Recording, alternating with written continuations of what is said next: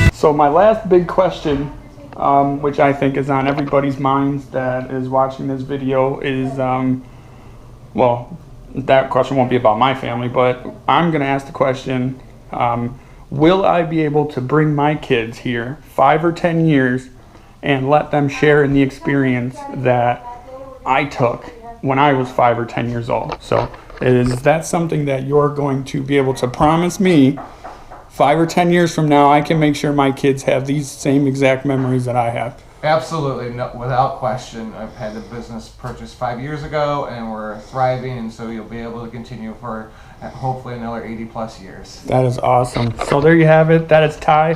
Thank you again for your time. I'm going to do another quick walk around and show everybody all these amazing treats, try to get the names of them, and just go from there. So hopefully you've enjoyed this video. Hopefully you've enjoyed this vlog, and make sure that you show up here whenever and get everything you can, because that would be great.